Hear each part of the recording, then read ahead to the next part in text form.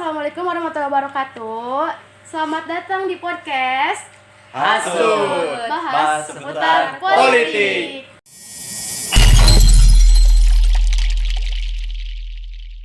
Oke, di sini kelompok kita bakal bahas tentang politik.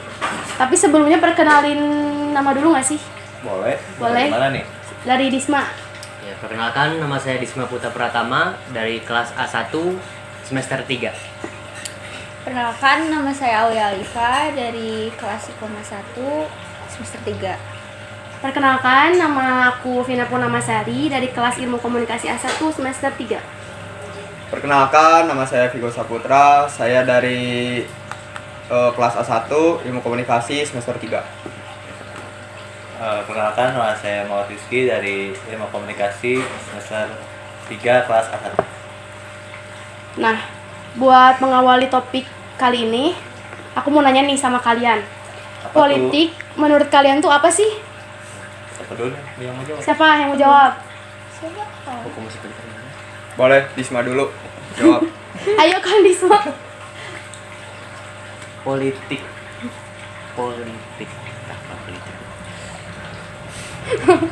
Kan nih kalau menurut aku mah nih politik teh kayak suatu pemerintahan yang bisa memajukan suatu negara gitu. Kalau menurut Kang Disma tuh gimana sih politik? Mungkin karena negara kita itu negara yang gimana ya, cukup dibilang politiknya itu pasti ada, selalu berkaitan negara kita dan politik. Jadi politik itu seperti apa ya? Mungkin kayak pengambilan keputusan mungkin ya. Bisa dibilang kayak dibilang gitu kayak juga. gitu. Dalam politik juga bisa dibentuk permainan juga kan, kalau politik tuh.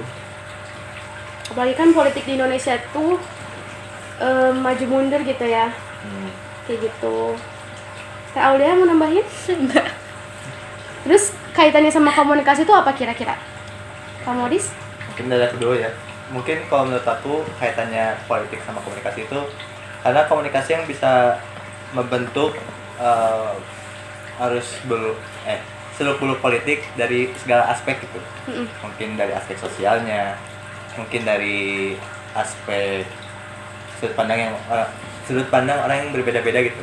Mungkin yang bisa dijelaskan sama Tevina tadi politik seperti ini, mungkin Kang Disma seperti ini. itu. Ya. Jadi komunikasi bisa membangun politik dari segala aspek gitu. Benar. Oke, kita lanjut ke pertanyaan selanjutnya nih. Ada pertanyaan lagi buat kalian. Perkembangan politik di Indonesia tuh seperti apa sih sekarang? Kalau menurut kalian? Kan ya kalau menurut aku mah nih, kayak perkembangannya tuh kan naik turun. Kayak dibilang naiknya tuh partai-partai baru tuh kayak mulai bermunculan gitu kan. Terus kalau turunnya tuh dari pihak-pihak partai politik tersebut tuh sudah kelewat batas atau kebanyakan. Terus maraknya korupsi gitu kan di Indonesia tuh. Jadi itu tuh kayak ngebuat politik di Indonesia tuh turun gitu. Terus kayak kepercayaan masyarakat juga kan jadi sangat-sangat berkurang gitu ke politik tuh gitu, ke pemerintahan. Nih, menurut kalian gimana? Mau siapa dulu nih? Bebas. Dari Kang Vigo dulu deh. Menurut Kang Vigo gimana perkembangan politik di Indonesia gitu? Menurut saya gitu ya, kalau untuk perkembangan politik saat ini tuh masih belum kelihatan jelas. Atau enggak mungkin saya aja gitu kurang update aja gitu. Dan soalnya kan saya belum terlalu mengikuti politiknya juga gitu kan, di Indonesia itu seperti apa gitu kan. Tapi waktu itu saya pernah melihat gitu ya perkembangan politik di Indonesia tuh kayak udah sampai ngebangun infrastruktur sama presiden sekarang gitu kan. Terus majunya teknologi yang lainnya gitu. Kayak contohnya yang ngebangun Ya, tol itu ya. tol itu ya infrastrukturnya lah gitu kan. Kayak seperti waktu itu pernah lihat jalan tol gitu kan. Dari Lampung sampai Palembang itu kan udah udah ada gitu kan. Bener. Jalan tolnya gitu. Waktu dulu mah itu belum ada lah gitu tol yang kayak gitu. Terus sekarang udah ada apa, kereta cepat itu kan. Paling gitu sih perkembangan yang ada di politik di Indonesia tuh kayak gitu sih. Ada tambahan lagi? Perkembangan politik di Indonesia. Sebenarnya perkembangan ini sangat sudah terlihat ya dari zaman dulu juga, dari zaman Orde Lama Soekarno, kemudian ke Orde Baru, sampai sekarang ini perkembangan sudah gimana ya, sangat terlihat banget lah perbedaan-perbedaan dari zaman ke zaman juga. Kalau sekarang itu lebih bisa dibilang lebih canggih, lebih maju juga daripada zaman dulu. Oke. Tadi kan udah denger nih jawabannya. Terus sekarang aku mau nanya lagi. Banyak nanya ya, maaf. Apa-apa, boleh. Gini, pertanyaan selanjutnya kayak sekarang kan lagi marak nih tentang pemilu. Terus tanggapan kalian buat pemilu di 2024 nanti itu gimana sih? Terus excited gak sih kalian nanti buat pemilu 2024? Pertanyaan yang menarik. Coba Teh Aul gimana Teh Aul? Eh, Excited gak? Kalau aku sih dibilang excited atau enggak, lumayan sih, karena kan katanya Prabowo mau nyalonin lagi ya untuk ketiga kalinya. Bener. Terus aku lihat-lihat calon yang lain tuh Kurang. enggak bagus-bagus. ya bagus-bagus gitu, jadi menarik aja gitu, nanti bakal sepanas apa gitu. Bener. Gimana yang lain excited gak? Bisa Dari siapa dulu nih? bebas. Boleh. Kalau aku tentang pemilu dibilang excited, enggak Kenapa? terlalu excited, karena jujur nggak terlalu suka dengan politik, tapi kita kan hidup di Indonesia, Nah, betul. mau nggak mau nih ngelakuin ini kan, pemilu. Jadi sedikit excited lah, ada excited tapi sedikit. Tapi sedikit banget gitu. Gak apa-apa, yang penting ada Iya, sedikit. yang penting ada ya. Segimana dikitnya segimana? Gini. Maaf. Terus ada lagi? Kalau untuk saya mah sih, kalau untuk pemilu excited aja. Soalnya kan saya sebelumnya kan belum pernah milih juga gitu kan. Pengen nyoba milih juga gitu kan untuk calon presiden atau parpol yang lainnya gitu. Berarti Cuman kalau untuk pemilihan tuh berkeinginan mah gitu ya. Sekarang kan teknologi udah canggih juga gitu kan di dunia sekarang. Kalau untuk pemilihan tuh sebenarnya pengen juga gitu ya lewat digital gitu, melalui voting kayak di handphone lah gitu kan, biar mengurangi kecurangan juga gitu kan. Waktu sebelumnya kan kita milih tuh lewat coblos gitu kan, pakai paku terus pakai tinta kayak gitu. Menurut saya tuh untuk potensi kecurangannya tuh bisa aja Lebih tinggi terjadi gitu. gitu ya, lebih tinggi juga gitu kan. Bisa aja gitu suara yang dari misalkan ya kayak tahun kemarin gitu kan, yang calonnya tuh ada dua, yang Pak Jokowi sama Pak Prabowo gitu kan. Bisa aja itu kan waktu dulu kan saya lihat di TV itu Bapak Prabowo yang menang gitu kan, dapat peroleh suara 50% gitu kan, sedangkan Pak Jokowi 40%.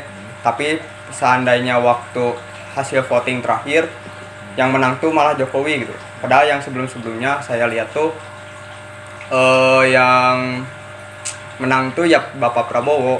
Jadi indikasi kecurangannya tuh lebih tinggi gitu Iya. kalau misalnya pakai nyoblos. Ya kalau pakai nyoblos Jadi tuh menurut kamu mending pakai digital gitu kalau lewat, bisa. ya lewat voting digital kayak gitu.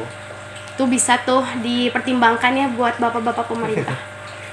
tapi sebelum dilanjut nih, emang di sini ada yang udah pernah nggak?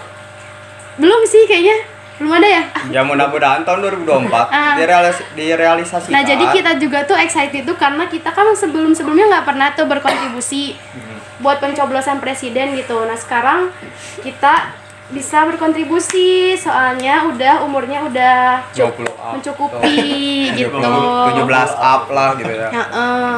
Jadi kita tuh excited tuh karena bisa berkontribusinya itu gitu.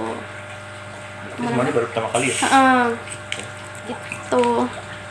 Dari kamu Paling untuk perkiraan gitu kan untuk calon-calon presiden 2024 tuh emang calon presidennya tuh siapa aja gitu. Tapi kemungkinan gitu ya waktu ntar tahun 2024 itu pasti yang ngecalonin presiden itu paling kayak kemarin 2 orang gitu kan, terus 3 orang.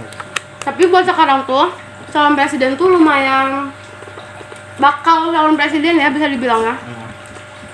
Lumayan banyak sih kayak gitu. Kayak siapa aja sih Maris? Kalau nggak salah tuh ada Bu Puan yang sekarang jadi ketua DPR itu kan. Ada Terus Puan. ada Prabowo juga. Prabowo balik lagi tuh. Terus siapa lagi? Terus Banyak loh. Pak Ganjar ya. Ya, Pak Ganjar. dari PDIP.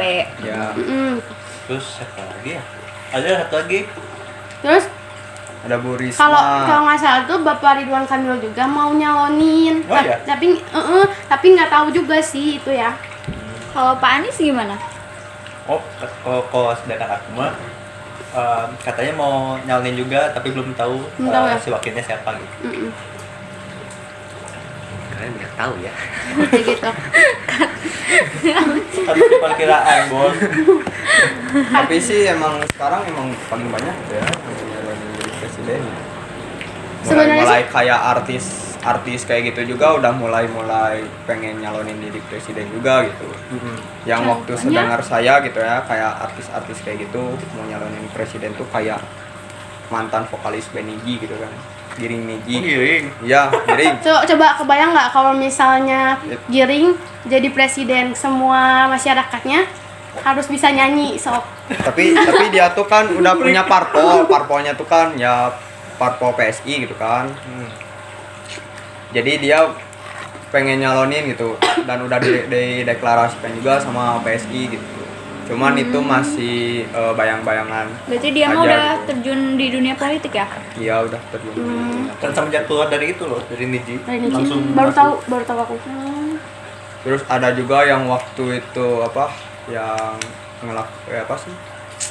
yang ngelakuin hal-hal kontroversial gitu ya kayak Lord Rangga gitu kan yang waktu itu. Siapa tuh baru dengar? Baru Lord dong. Rangga itu yang waktu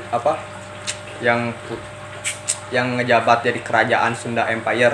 Oh, Sunda Empire. Oh, iya, dengar. Sunda Empire itu Duh. yang apa sih? Maaf ya Pak, saya tertawa. Maaf ini. Yang ngawang-ngawang asal usul Banten tuh dari Amerika kayak gitu. Terus Yang waktu ada di podcast Om Deddy itu terus nyeritain sejarah-sejarah kayak gitulah pokoknya. Kalau dia udah ada partai politiknya? Kalau itu kayaknya itu otodidak sih kalau nggak salah. Atau didak awam mandiri Iya. bagus. Mandiri. Berpartai sendiri. Solo ya? Solo mainannya Kayaknya solo. dia mau ngadain partai juga Sunda Empire. itu nama partai Sunda Empire aneh banget. Ya Allah. Ya kan? Menurut ya maksudnya kurang lebihnya tuh ada Pak Anies kan. Terus ada Pak Prabowo nih. Terus ada Pak Ganjar. Ada Bu Puan. siapa lagi? Bu Puan. Ada Bu Puan. Iya. Bu Ibu Puan. Hei, Pak. Ibu Puan Anda tertawa. Kok Anda Maharani. Kok tertawa? Oh enggak maksudnya ya itu. Oh. Terus sama Bapak Ridwan Kamil nih. Yang emang digadang-gadang akan menjadi calon presiden gitu. Buat Puan sendiri, Duh. Bu Puan, Iya. Puan. Ya, Iya. Apa Puan teh? Nah kan tadi ada beberapa calon presiden nih yang aku sebutin tadi. Kira-kira tuh dari Bu Puan deh. Ada yang tahu nggak sih Bu Puan tuh kenapa bisa jadi calon presiden? Terus kayak kinerja dia tuh gimana sih? Kok bisa jadi calon presiden? Ada yang tahu nggak? Kenapa? Mungkin dari aku sendiri dulu gitu ya. Mungkin kenapa Bu Puan bisa sampai dinobatin jadi calon presiden? Mungkin dia udah pernah berkoalisi dengan, bukan pernah sih, sampai sekarang juga masih gitu berkoalisi dengan partai yang emang udah gede banget gitu kan. Partai apa emang? PDIP. Oh PDIP Yang ya. sebutannya Banteng. Nah. Banteng. Awas hilang. Ya, itu guyon Bu. Ingat. Baso. Ya itu kan sekarang juga menjabat sebagai ketua DPR kan, mau walaupun akhir-akhir ini banyak isu-isu miring gitu dia Tentang tuh. Hey, kok Anda menahan tertawa? Ya tapi mungkin kan Bu Puan meskipun dia bagi-bagi baju sambil mukanya cemberut, mungkin dia hatinya Sedang pengen gundah. berbagi Belum ada gitu yang tahu kan. Hatinya Kan pengen siapa tahu berbagi. lagi galau Iya, atau ada gitu, masalah lagi gitu kan. nggak mood gitu kan, lagi Atau ada mungkin masalah juga. muka jutek tapi hatinya baik hati. Iya. Iya kan gak ada yang Nah, tahu gitu. ya. Ih, Masya Kan Allah. mungkin jangan menilai seseorang itu dari covernya aja gitu. Betul. Jangan Hey, dijudge jangan, dulu hey, gitu guys. Jangan seuzon Jangan kalian. seuzon dulu. Tolong. Terus dia ngelempar-lempar tuh dia kayaknya pengen Cepet aja gitu ya. Pengen cepet aja Terus kayaknya. kan soalnya kan dijaga juga sama bodyguardnya gitu kan. Kalau misalkan kalau bisa aja dia bisa ngebagiin bajunya tuh langsung gitu kan. Asal bodyguardnya tuh asal nyisi dulu gitu kan. Biar ngasihnya tuh nggak sampai dilempar-lempar kayak itu. Kayak gitu. Terus? Ya udah paling sih kayak gitu. Nah, tadi kan kamu udah nyinggung kalau beliau tuh ada beberapa isu miringnya yang ngebuat kurang baik di masyarakat. Nah, menurut kamu tuh kenapa bisa kayak gitu sih beliau? Kan aku juga sempat ngikutin lah berita beliau kan. Nah, kalau menurut aku mah kenapa dari masyarakatnya itu diresponsnya kurang baik tuh, yang pertama karena kemungkinan masyarakat melihat sosok Ibu Puan sendiri belum mewakili bayangan publik gitu untuk jadi seorang pemimpin gitu. Dengan isu-isu miring yang kayak tadi yang aku sebutin gitu. Terus yang kedua mungkin elektabilitas dari Ibu Puan sendiri yang terkait narasi politik gitu. Karena dari masyarakat sendiri masih banyak yang belum tergerak gitu kemauannya buat memilih beliau. Sama yang terakhir mungkin alasannya tentang soal cita atau komunikasi politiknya gitu. Bu Puan mungkin udah pernah ikut beberapa lembaga gitu kan, tapi untuk menyampaikannya sendiri masih belum bisa gitu. Mungkin dari aku segitu sih. Kalau menurut aku ya. Ini kalau menurut yang lain tolong nih jangan serang akun saya. Kamu menurut yang lain ada nggak? Atau no comment? Kalau aku sih no comment ya. Takut hilang. TBL ini mah. Bercanda Bu, bercanda. Tolong. Nah kan, tadi tuh udah bahas tentang Bu Puan nih. Sekarang kita beralih ke calon presiden yang lain. Kayak Pak Ganjar. Ada yang tahu nggak nih Pak Ganjar gimana? Kenapa bisa jadi calon presiden? Apalagi kan Pak Ganjar tuh bisa dibilang tinggi lah respon masyarakatnya. Banyak yang suka juga. Banyak kan? yang suka sama Pak Ganjar gitu. Gimana nih? Ada yang tahu nggak kenapa? Pak Ganjar. Dari Pak Ganjar juga gimana ya, dia menduduki elektabilitas nasional pada survei parameter politik tertinggi.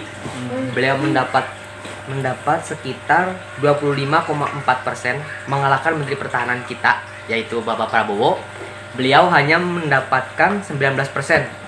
Dan Gubernur DKI Jakarta Bapak Anies Baswedan itu hanya mendapatkan 17,8%. Jadi memang benar-benar beliau ini, Pak Ganjar ini memang sangat disukai masyarakat lah. Iya. Friendly banget gak sih? Iya, kita semua tahu lah. Merakyat banget. Kita semua tahu kan gimana Pak Ganjar itu selalu belusukan, Merangkul masyarakatnya ya. Jadi semua masyarakat itu berkepandangan kepada Pak Ganjar itu, ini orang yang baik loh. Ini bisa jadikan pemimpin buat Pemimpin kita. yang baik. Walaupun jokesnya jokes MU mulu ya, bosen. Ya, tapi Contohnya kayak apa tuh? Adalah. Jangan dong jadi serang lagi. Tuh. Dari sebelum jadi pilpres aja udah kalah elektabilitasnya, gimana mau jadi presiden? Gimana jadi presiden? Wih, mantep. Kayak gitu kan. Kalau Pak Prabowo bercanda nih Pak. Jadi yang cocok gitu ya kinerja buat calon presiden Pak Ganjar itu kayak apa gitu. Kenapa dia bisa cocok gitu? Oh. Ada calon presiden. Kinerja Iya. yang cocok itulah buat dia jadi calon presiden. setahu saya kinerja Pak Ganjar, kan saya juga sebagai rakyatnya nih, Iya. saya juga sebagai orang Jawa Orang Tengah, Jawa Tengah. saya merasakan dipimpin oleh beliau. Jadi beliau memang benar-benar membawa Jawa Tengah menjadi yang lebih baik lagi. Beliau itu disebut sebagai jembatan perubahan buat Jawa Tengah. Peran Ganjar dalam memajukan seluruh provinsi Jawa Tengah itu Ke Jawa Barat. bukan dong. Banyak hal yang dilakukan oleh Ganjar dalam rangka menjadi penghubung antara daerah dengan pusat, sehingga semua program baik pusat ataupun program dari pusat yang disampaikan kepada bupati atau wali kota itu terstruktur. Jadi benar-benar disampaikan dengan baik oleh beliau. Masya Allah. Kayak apa contohnya? Kayak apa ya? Oh, yang waktu itu kalau nggak salah pernah ke UGM yang belusukan tuh.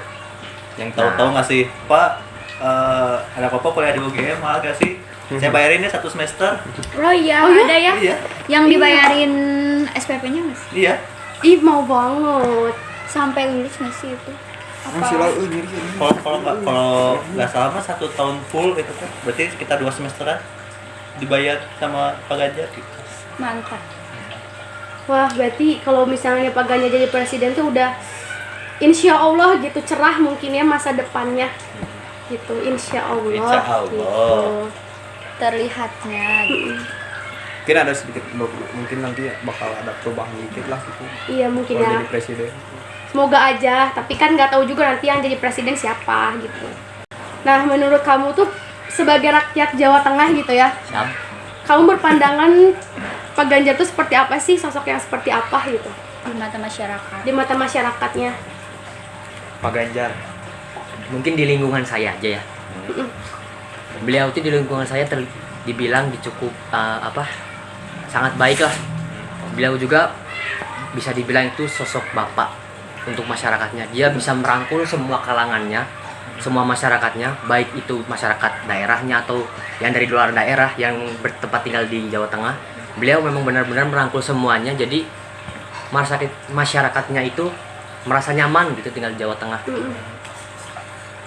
Beliau itu memang orangnya yang sangat ramah, mungkin karena beliau orang Jawa mungkin ya. Iya. Kan Terkenal karena ramah orang kan Jawa ya? kan terkenal ramahnya, mungkin ya begitu dari didikan orang tuanya juga. Jadi ya seperti itulah Pak Ben. Hebat. Dan terkenal juga menghargai wanitanya juga gitu. Ya. Kayak Setia ya. Aku jadi wanita gitu. kayak waktu itu aja gitu ya, dia dikasih bekal sama istrinya gitu, padahal dia tuh udah diajak sama pemerintah yang lain gitu ya buat makan bareng gitu ya, tapi dia Pak Ganjar tuh emang sosok menghargai wanita banget gitu kan. Dari bekalnya aja gitu ya, dari istrinya gitu dimakan gitu kan, tapi dia makannya tuh bukan di tempat Yang mewah lah ya. yang mewah. Dia tuh waktu makan tuh saya lihat di parkiran. Low profile berarti ya. Iya. Itu low profile. Low profile. Ya, profile. Profly gitu. Itulah. Terbang lu. Terbang lu. Ayo, nyesel nggak yang dulu nolak beliau? Iya. Dis, Mantan-mantannya. kalau gitu Adis, kalau ngomong kayak gitu tadi ke Pak Ganjar dibayarin satu semester semester? full. Pak Asli. Ganjar, saya Sampai kuliah di lulus Lalang kayaknya. Buana ya. Mohon maaf. Saya di Lalang Buana kuliahnya. Ini bisa mau dibayarin juga, Pak. Kalau saya juga bisa loh Pak. Kayak Ini tadi. kita semua aja nggak sih biar adil Bismillah gitu. SPP. Bismillah SPP. Ah, bentar lagi ke Bali gitu. Siapa tahu juga ya. dibayarin gitu kan. Iya. Kalau Pak 3,5 nih. Oke, berarti cukup ya buat Pak Ganjar. Oke, ke calon presiden berikutnya nih. Siapa? Berarti Pak Anies. Pak Anies Baswedan gimana tuh? Ada yang mau jelasin? Gimana kinerja di beliau? Ya, jadi kenapa bisa Pak Anies Baswedan ya? Ya karena wait not the best lah. Itu kata Bapak Surya Paloh. Bapak Surya Paloh ini karena ingin mencalonkan Pak Anies Baswedan menjadi calon presiden tuh karena meyakini lah untuk anak-anak bangsa saat ini, baik Nasdem katanya memilih yang terbaik, oleh karena itu dia memutuskan sosok Anies Baswedan yang dipilih. Terus Anies Baswedan juga mempunyai keyakinan, pikiran-pikiran dalam perspektif baik secara makro maupun mikro sejalan. Ya paling kayak gitu sih. Kenapa Pak Anies kayak gitu? Ya pokoknya dia Pak Anies Baswedan tuh kayak ngedukung banget lah buat anak-anak milenial untuk sekarang kan. Emang partai mana? Partai Nasdem. Oh, Nasdem. Oh, Menurut kamu kira-kira yang bakal jadi pendamping atau calon wakil presidennya siapa? Kalau menurut saya gitu ya, yang cocok tuh yang jadi wakil presiden tuh ada dua kemungkinan, Bapak Ridwan Kamil sama anaknya Pak Jokowi, Pak Gibran. Kak. Oh emang Ya, sama Pak Gibran juga bakal? Nah itu pun Pak Gibran tuh Baru tahu. apa Baru tahu. didukung lah gitu sama Pak Rocky Gerung gitu ya, buat ngecalonin jadi wakil presidennya Pak Anies Baswedan. Dipercayalah gitu kan, soalnya kan dia wakil kota Solo yang emang benar-benar lah kinerjanya tuh terlihat lah gitu ya buat masyarakat Solonya tuh. Mungkin Berarti ada beberapa kemajuan juga di kotanya. berarti Pak Rocky tadi suka naik motor berarti ya? Oh iya dong. Rocky Gerung. Gerung. Gerung. Oh, kenapa sih Pak Amis jadi kan? Amis. Salah Pak. Hanyir dong. Amis. Kenapa sih Pak Anies Baswedan bisa deklarasinya di capres gitu? Dari Partai Nasdem. Ya karena itu Bapak Surya Paloh-nya karena dia tuh emang Pak Aniesnya tuh ngedukung apa ya? Iya kayak ngedukung anak-anak milenial sekarang aja kayak gitu. Terus ya selama dia ngejabat jadi gubernur selama 3 tahun juga udah dapat beberapa kemajuan aja. Kayak dari mulai ya yang tadi saya bilang kan kayak infrastrukturnya maju, terus ada beberapa bendungan-bendungan yang di Jakarta udah udah dibangun gitu kan. Sekarang udah jarang gitu kalau kota Jakarta tuh banjir gitu kan. Ya mungkin kayak gitu sih. Terus itu juga yang waktu ada yang viral kemarin gitu, yang Citayam Fashion Week itu. Citayam. Nah itu Slebel. ya itu bentuknya contoh buktinya kalau misalkan Pak Anies Baswedan tuh emang sangat excited banget lah sama anak-anak milenial zaman sekarang kayak gitu. Sama Cuman kreativitasnya juga gitu ya. kreativitas anak-anak yang di sana tuh kayak gimana. Kan kayak gitu sih. Kayak gitu. Oke, berarti kita lanjut lagi ke calon presiden yang lain. Nah kan, kalau kita dengar-dengar sih kan gubernur bener kan gubernur? Iya. Gubernur Jawa Barat. Jawa Barat. Oh. Gubernur Jawa Barat kita juga kan bakal jadi calon presiden nih katanya. Nih kan. Nah, terus kayak Bapak Ridwan Kamil tuh kalau menurut aku nih ya cocok sih ya jadi calon presiden. Soalnya kan kayak lagi melejit gitu di tengah masyarakat juga kan gitu, kayak friendly, ramah banget lah gitu. Terus kemasyarakatan juga gitu sama kayak tadi Pak Ganjar gitu. Terus kan elektabilitasnya juga belakangan ini tuh lagi naik juga dia. Nah, terus Kang Emil itu kayak udah menggeser sejumlah nama besar kayak Pak Sandiaga Uno sama Pak Agus Harimurti Yudhoyono, ketua Partai Demokrat gitu kan. Jadi itu udah lumayan cukup lah gitu buat Jadi peluang. jadi figur calon presiden gitu kan. Nah, tapi itu peluangnya emang tipis kalau. Kenapa tuh? Nah, itu soalnya tuh masih ada 3 nama teratas gitu kan di atasnya Bapak Ridwan Kamil tuh. Kayak Bapak Anies, kayak Pak Ganjar apalagi, sama kayak Pak Prabowo juga gitu. Terus ya kenapa menurut aku cocok nih Kang Emil tuh jadi calon presiden, soalnya kinerjanya kan bisa dibilang muasin rakyat Jawa Barat gitu, masyarakat Jawa Barat, bener gak? Bener. Kayak penanganan COVID-19 kemarin tuh, dia tuh kan kayak kepuasan masyarakat Jawa Barat tuh ada di 84%. Jadi kan lumayan tinggi kan kepuasan masyarakatnya tuh. Terus pembangunan infrastrukturnya ada di 17% kepuasannya. Kayak gitu-gitu. Jadi menurut aku sih cocok gitu. Jadi calon Kandidat. presiden. Kalian mendukung nggak kalau Gubernur Jawa Barat maju? Yang ngedukung lah. Support Mendukung, Kang tapi Emil. belum tentu Kamu milih. jangan dukung itu karena berdomisili di sini. Hei, tolong. Sunda, Jadi ini Sunda kan Jawa Pride. Tengah tapi tinggal di Jawa Barat. Disma gimana? Dukung siapa Disma? Ayo lo Ibu bingung. Puan. Gak di hati. Biar aman ya. Biar aman banget. Kayak gitu. Ya, tadi kan kamu udah menjelaskannya tentang Pak Ridwan Kamil. Nah, sekarang aku mau bertanya nih. Menurut kamu, Pak Ridwan Kamil itu mempunyai modal apa untuk maju menjadi calon presiden dan seberapa besar potensinya untuk beliau menjadi calon presiden negara kita? Kalau buat modal Kang Emil nih ya, buat jadi calon presiden tuh yang pertama tuh kan Kang Emil tuh gubernur Jawa Barat gitu. Yang dimana Jawa Barat tuh provinsi yang masyarakatnya paling banyak di Indonesia gitu. Betul. Nah, itu modal pertama tuh kan. Yang kedua tuh kinerjanya Kang Emil tuh diterima positif sama masyarakat. Yang tadi kinerja Kang Emil tuh bagus gitu. Jadi masyarakatnya tuh selalu suka sama kinerjanya Kang Emil. Terus Contohnya yang vaksin lah ya. yang vaksin tadi sama penanganan COVID yang lain gitu kan.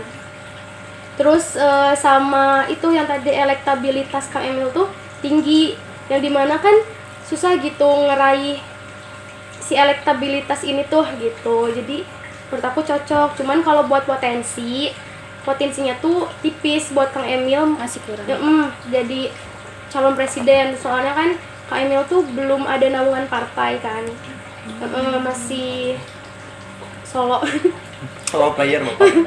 Iya gitu kan, masih. Terus sama perahu politiknya juga masih kurang gitu. Jadi nggak ada yang mendorong Kang Emil untuk sampai ke sana gitu. Tapi ya nggak ada yang tahu ya ke depannya gimana kalau misalnya Kang Emil solo tapi bisa jadi presiden, kan makin keren gitu.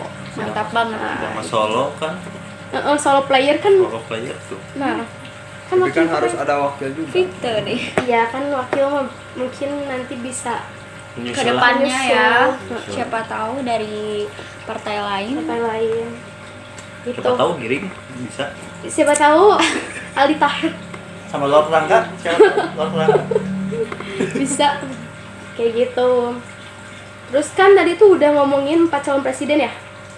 Berarti kita satu lagi deh, ngomongin Pak Prabowo yang udah nyalonin 2 periode.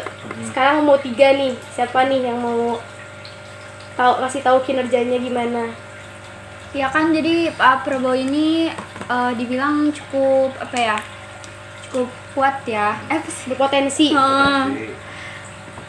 Walaupun ini udah kali ketiga ya Ketiga. ngecalonin diri jadi presiden. Selain di politik, beliau juga kan ada latar belakang militernya ya kan. Ya. Dikenal cukup tegas karena dia juga katanya yang korupsi bakal dihukum mati ya. Oh iya, Iya. saya misalnya Kim Jong Un ya. Wow. Tapi bagus juga nggak sih? Jadi biar Bagus. bikin jerak para koruptor gitu kan. Kayak gitu. Bagus banget. Pak. Katanya beliau juga ditakuti asing ya. Iya nggak sih? Ditakuti rakyat asing. Kenapa tuh? Ya karena latar Latar belakang. belakang militernya itu. Pangkatnya juga udah main gede lagi kan. Iya, Hmm. jenderal. Jenderal, iyalah jelas. Kayak gitu. Terus apa lagi tuh Prabowo? Dia juga kan sekarang jadi menteri pertahanannya. Jadi cukup banyak lah ya pengalaman beliau yang bisa jadi figur calon presiden gitu. Oh ya, sama kan aku juga sempat dengar gitu berita tentang Pak Prabowo gitu. Apa mau jadi capres juga kan didukung sama Pak Jokowi juga kan. Iya, betul banget. Karena katanya udah 2 periode dikaliin sama saya. Iya. Giliran dia gitu Jadi kan. katanya Siapa tahu aja yang sekarang. jadi katanya 2024 tuh jatahnya Pak Prabowo Pak Prabowo. buat jadi Susah presiden. nama bapak nih. Susah. Pak Prabowo. Kayak Pak gitu katanya ya. Ya susah bener. Ya, itu. Terus Terus apa tadi ya? Terus analisis sentimen yang positif juga banyak itu di media sosial kayak banyak survei yang digelar terus rata-rata dimenangin sama Pak Prabowo gitu. Itu sih kalau dari berita yang aku dapat. Kalau menurut Pak Prabowo-nya sendiri kan bilang mengaku masih di politik karena dirinya tidak rela ketidakadilan terus berjalan dan masih banyak rakyat yang masih miskin tuh. Dan juga dia banyak didukung sama kadernya di Gerindra dan beberapa lembaga lainnya. Jadi semangatnya itu masih tinggi kayaknya dan antusias dari Kader-kadernya sendiri gitu ya. masih tinggi. Jadi masih banyak dukungan gitu ya buat Pak Prabowo buat maju jadi presiden. Semangat buat Pak Prabowo. Oh iya, aku mau nanya dong, boleh gak? Boleh dong. Boleh. Kan ada nih isu-isu tentang Jokowi 3 periode. Nah, menurut kalian itu dari masing-masing individunya gimana? Ada pro atau kontra sama 3 periode itu? Kalau aku sih jujur Jujur, siapa? kontra sih. Lebih ke kayak udah cukup gitu ya. Maksudnya Bapak Jokowi 2 periode. Bukannya kita nggak mau nih, Pak. Bukannya kita nggak mau, Pak. Maksudnya kita kasih kesempatan buat Yang calon lain. yang lain. Kita kasih kesempatan buat kandidat yang lain gimana mereka memimpin Indonesia. Siapa tahu kan bisa jadi lebih dan lebih baik lagi gitu maksudnya tuh. Atau lebih chaos, Pak? Astagfirullah, jangan sampai kayak gitu kan. Bercanda itu, Pak, ingat. Kalau menurut aku sih kayak gitu. Jadi mending kasih kesempatan dulu ke yang lain gitu. Menurut kalian gimana? Siapa dulu nih? Sok, silakan. Menurut aku Gas. 3 periode. Bener yang dikata Vina tadi, mending kasih kesempatan buat calon-calon lain majulah. Bukannya kerja kinerja Bapak jelek ya, bagus, cuman mungkin kemungkinan besar calon-calon lain yang bakal calon besok itu akan menjadi lebih bagus lah. Lebih baik. Gitu. Sama Pak Jokowi juga kan udah mau ngasih janji ke Pak Prabowo ya kan? Iya, ngasih janji tadi Ngasih slot. jatahnya Jatah buat Pak Prabowo katanya. Gitu. Tapi dengar-dengar juga kan Pak Jokowi nggak akan 3 periode. Nggak akan sih. Beliau juga nggak mau sih sudah dibilang. menegaskan beliau tidak akan 3 periode. Cuman kan itu kayaknya Kan isu. isu Ya. desas-desus dari masyarakat aja gitu kan. Jadi kebanyakan di sini kontra ya gitu. Bapak Jokowi buat 3 periode. Soalnya kan mungkin kita pengen nyobain ke sosok pemimpin yang baru juga kali ya gitu. Fresh gitu. Fresh.